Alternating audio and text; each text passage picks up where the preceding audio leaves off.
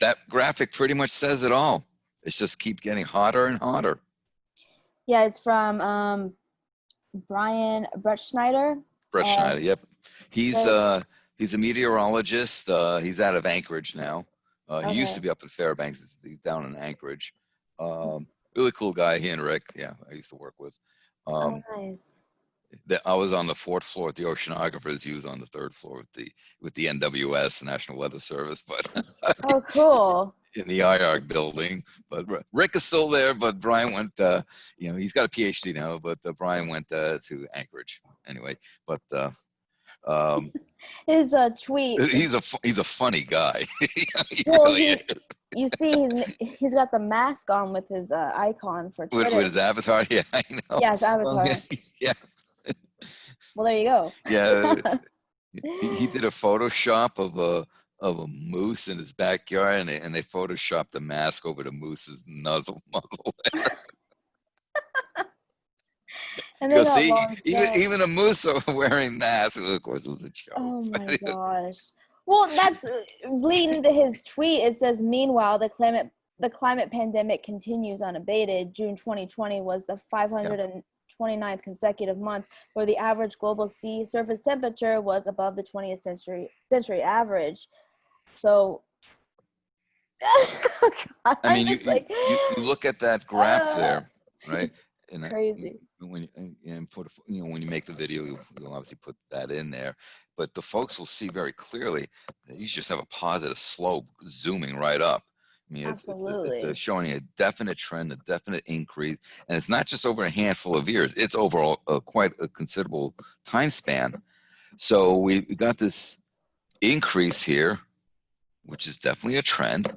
And when you start thinking about, whether it's air temperature, sea temperature, but especially sea temperature, just the amount of heat that has to absorb to increase the temperature is quite significant. So that is a significant amount of energy that's in there. And then when you have those significant amounts of energy put into the ocean, then you have things called hurricanes and typhoons and cyclones. Well, the hurricanes, you talk about how this is going to increase hurricanes, and the hurricane season so far, we're at F, and that's like a record, like earliest F storm rolling up the East Coast.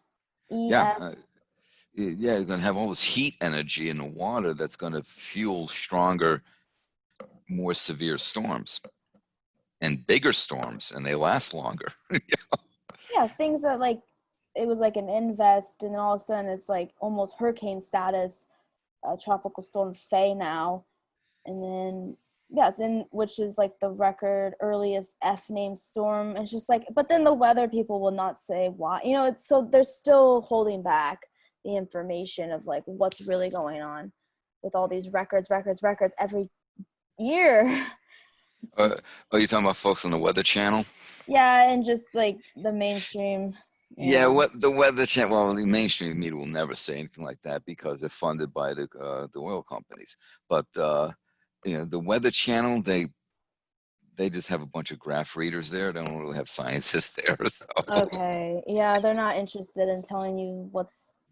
Why Jim we're having all these records. Was it Jim Santoro, whoever that guy is? The guy who sits in hurricanes, whatever. Notwithstanding. Oh. Yeah, they go out there and oh my God, they're crazy for doing that. That's what they want. It's like, okay, now I've done both biological oceanography because I'm technically a fisheries oceanographer. So yes, I've been on deck throwing the damn plankton that's overboard when you're in a rocking boat in a stormy seas and all that kind of crap. And I've also done the physical oceanography where you're down below deck where it's dry and you're just waiting for the uplink when you toss the CTD instrument overboard and you're waiting for the data to be loaded up to the computer screen. So yeah, it's kind of nice sitting down below, dry, just not having to wrestle, bongo nets that have like a meter or so diameter, over the side. You've done it all, Jim. You're out there on the waves.